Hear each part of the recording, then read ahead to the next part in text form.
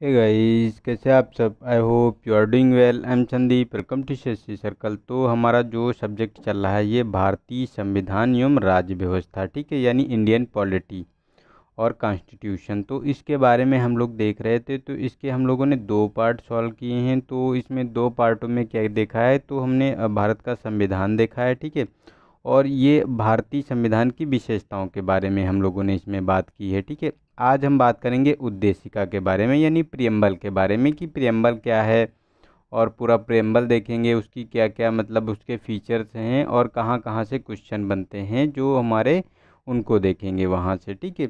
और उससे संबंधित जो भी मतलब कोई अगर जो मैटर आया है, जो उससे रिलेटेड कोई वाद हुआ है यानी केस हुआ है, ठीक है, उसके बारे में भी हम लोग देखेंगे, ठीक है।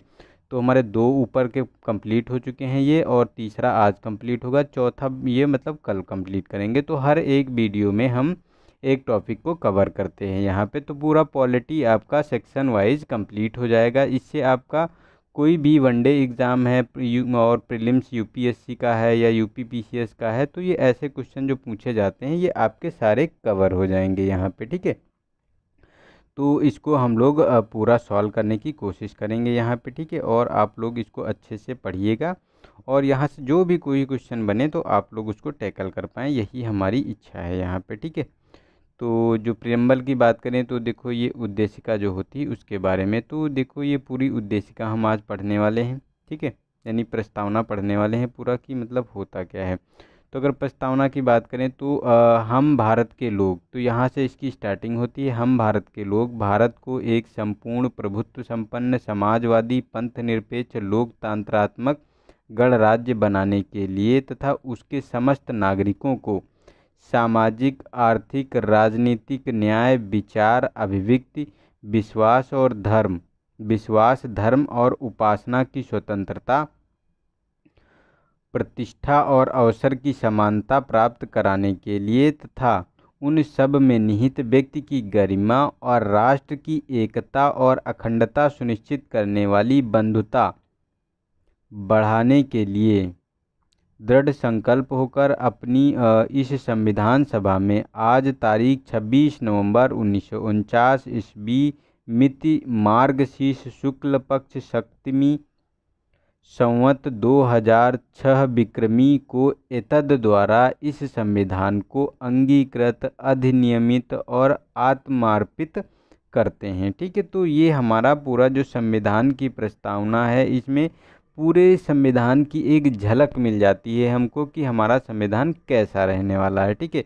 अब देख लेते हैं कि ये कहाँ कहाँ से यहाँ से क्वेश्चन पूछे जाते हैं। तो देखो ये शब्द पूछे जाते हैं कि समाजवादी पंथ निरपेक्ष लोकतांत्रिक गणराज्य और प्रभुत्व संपन्न, तो ये सब दे देते हैं। तो इसमें कौन बाद में जोड़े गए हैं, तो ये समाजवादी था, ठीक है, और ये जो पंथ निरपेक्ष शब्द था ये बाद में जोड़ा गया है, ठीक है। तो ये आप देख सकते हैं इसमें। तो यहाँ से क्वेश्चन बन जाता है। अभी क्वेश्चन जो पीसीएस का 2018 का जो पेपर हुआ था यूपी पीसीएस का, उसमें न्याय पूछी गई थी कि कितने प्रकार की है, ठीक है, और ये इनके बारे में पूछा गया था। तो सामाजिक आर्थिक और राजनीतिक तीन प्रकार की न्याय पूछी गई थी इसमें, ठीक है। और ये जो स्वतंत्रता होती है कितने प्रकार की होती है, तो विचार अभिव्यक्ति विश्वास धर्म और उपासना, तो ये 5 प्रकार की आपको स्वतंत्रता देखने को मिलेगी। और समता की बात करें तो 2 प्रकार की समता ये है, जो अवसर की समता और प्रतिष्ठा की समता, ठीक है। तो ये क्वेश्चन पूछा गया था, तो ऐसे क्वेश्चन निकल कर आ जाते यहाँ हैं, ठीक है। और ये जो बंधुता शब्द है, अखंडता है, एकता है, तो ये शब्द जोड़े जाते हैं। और कब इसे मतलब अंगीकृत किया गया था, तो 26 नवंबर 1949 को, ठीक है। तो यहाँ से भी क्वेश्चन ये बन जाते हैं। तो अगर आप अच्छे से संविधान को पढ़ेंगे तो यहीं से क्वेश्चन बन जाएंगे। और यहीं से अभी जो यूपीएससी का पेपर हुआ था, तो 2020 वाले की हम बात कर रहे हैं, जो भी लास्ट ईयर हुआ है, उसमें भी संविधान ये मतलब प्रस्तावना से 3 क्वेश्चन लगभग पूछे गए थे इसमें, ठीक है। तो स्टेटमेंट वाइज जो थे, तो उसमें 3 क्वेश्चन आपको इसमें देखने को मिलेंगे। तो इन चीज़ों को आप लोगों को थोड़ा सा नोट डाउन करना होता है और अच्छे से चीज़ों को पढ़ना होता है, ठीक है। अब उद्देशिका की शब्दावली के बारे में बात कर लेते हैं कि जो शब्द दिए गए हैं उनका मतलब क्या है। तो देखो संप्रभुता संपन्न यानी सोवरेनिटी की बात की जा रही है। तो संविधान की प्रस्तावना के अनुसार भारत एक संपूर्ण प्रभुत्व संपन्न राष्ट्र होगा। मतलब इसका ये अर्थ होगा कि एक संप्रभु राज्य होने के कारण भारत किसी विदेशी सीमा अधिग्रहण अथवा किसी अन्य देश के पक्ष में अपनी सीमा के किसी भाग से दावा छोड़ सकता है। तो मतलब वो अपनी बात करें वो मतलब संप्रभुता का मतलब होता है कि हमारे ऊपर किसी का भी प्रतिबंध नहीं है, हम कोई भी निर्णय लेंगे अपने अनुसार लेंगे, ना कि किसी के दबाव में लेंगे। ठीक है, तो उस हिसाब से ये अपना काम करता है। वो किसी के देश की जिस सीमा का अधिग्रहण कर सकते हैं, अपनी सीमा को जो है किसी देश को सौंप सकते हैं, कुछ ऐसा अगर मैटर हो तो ये भी ये लोग कर सकते हैं। ठीक है, नेक्स्ट है हमारा समाजवादी यानी सोशलिस्ट जो शब्द है, तो इसके बारे में तो भारतीय समाजवाद मार्क्सवाद गांधीवाद का मिला जुला जो स्वरूप देखने को मिलता है। इसमें गांधीवादी समाजवाद की ओर से अधिक झुकाव है। तो जो गांधीवादी समाज है उसकी ओर बहुत अधिक इसमें झुकाव देखने को मिलता है, क्योंकि गांधीवाद जो है वो गांधी समझते थे कि सभी को मतलब समाज में समानता और सब मिलजुल कर रहे हैं और अपनी आवश्यकताओं को एक दूसरे से शेयर करके उसको अच्छे से मतलब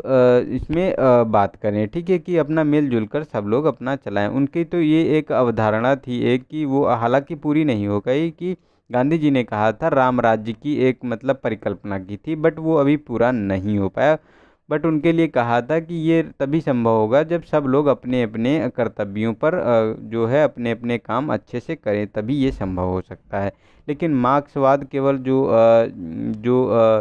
ये जो श्रमिक वर्ग है उनकी बात करता है। ठीक है, तो ये मतलब थोड़ा सा अलग है, बट ये सोशलिस्ट वहीं से शब्द आया है। पंथनिरपेक्ष की बात करें तो ये सेकुलर जो शब्द होता है, तो ये भारत एक पंथनिरपेक्ष राज्य है यानी सेकुलर स्टेट है, यानी भारत का कोई धर्म नहीं होगा। ठीक है, वो सभी धर्मों को समान महत्व देगा।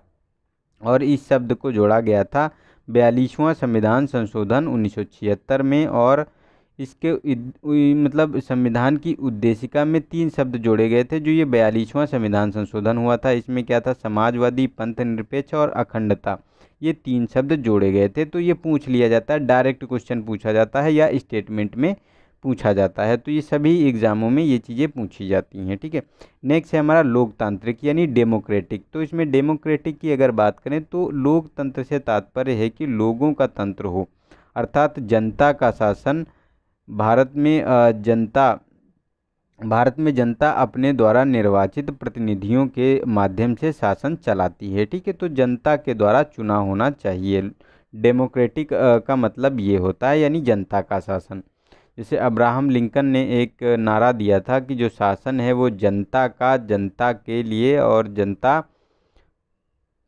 जनता का करके कुछ ऐसे स्टेटमेंट अब्राहम लिंकन ने दिया था, ऐसा शब्द। ठीक है, तो ये मतलब डेमोक्रेसी मतलब जनता का अधिकार होता है उसमें कि वो उसके द्वारा प्रतिनिधि चुने जाते हैं।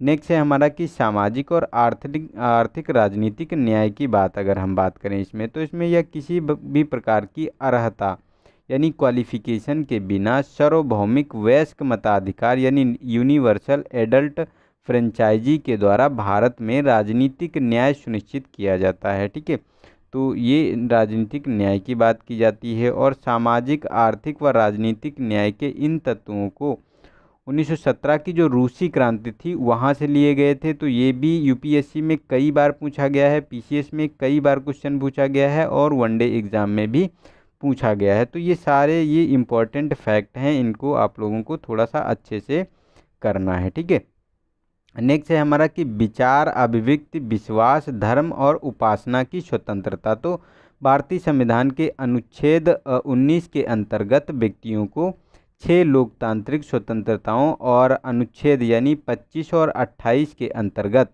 25 से जो 28 हैं उसमें धार्मिक स्वतंत्रता के अधिकार को सुनिश्चित किया गया है। ठीक है, तो ये स्वतंत्रता की इसमें बात की जाती है। ठीक है, तो इस प्रकार आप देख सकते हैं इसको। नेक्स्ट है हमारा कि उद्देशिका संविधान का वह पहला कथन है जिसमें संविधान के बुनियादी मूल्यों और अवधारणाओं को स्पष्ट रूप से व्यक्त किया जाता है। जो मैंने पहले ही कहा आप लोगों से कि किसी भी बुक को अगर पढ़ने चलोगे तो उसका जब पहला पेज पढ़ोगे जो प्रस्तावना का होता है तो उसमें जो लिखा होता है उससे पता चलता है कि हाँ उसकी जो भूमिका होती है उसमें लिखा होता है कि हम क्या पढ़ने वाले हैं, किसके बारे में पढ़ने वाले हैं। ठीक है, वही संविधान में जो उद्देशिका है उसका जो ये बात करता है कि हमारे संविधान में कैसे कैसे प्रोविज़न होंगे। ठीक है, तो ये बुनियादी मूल्यों और अवधारणाओं को स्पष्ट रूप से व्यक्त करता है। ठीक है, और ये नेक्स्ट है प्रतिष्ठा और अवसर की समानता की बात करें तो समाज के सभी वर्गों को समान प्रतिष्ठा और समान अधिकार प्रदान किए गए हैं। ठीक है,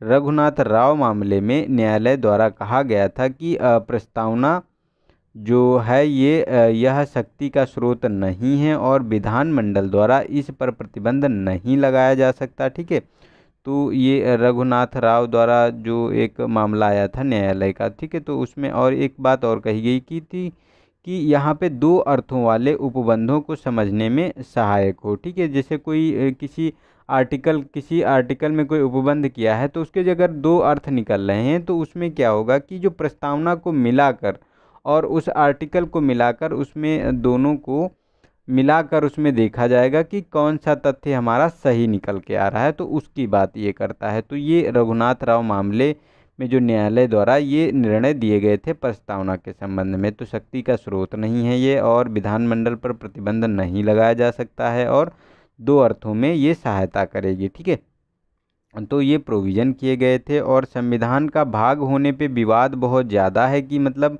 जो ये प्रस्तावना है संविधान का भाग माना जाए या ना माना जाए, तो ये बहुत बड़ी डिबेट थी। ठीक है, तो उसमें दो केस इसमें निकल कर आए। एक तो था बेरूबरी संघ मामला। ठीक है, बेरूबरी संघ बनाम भारत संघ। ठीक है, तो ये इसके संबंध में 1960 में ये मामला आया और एक आया गोलकनाथ बनाम गोलकनाथ बनाम भारत संघ, तो ये 1967 में आया। तो ये दोनों केस आए। इस केसों में बात की पुष्टि की गई कि प्रस्तावना संविधान का भाग नहीं है। ठीक है, तो इन लोगों ने कह दिया कि प्रस्तावना जो है संविधान का भाग नहीं है और इसमें कोई संशोधन नहीं हो सकते। ठीक है, कि कहा अगर जो संविधान का भाग ही नहीं है तो उसमें संशोधन हो ही नहीं सकता।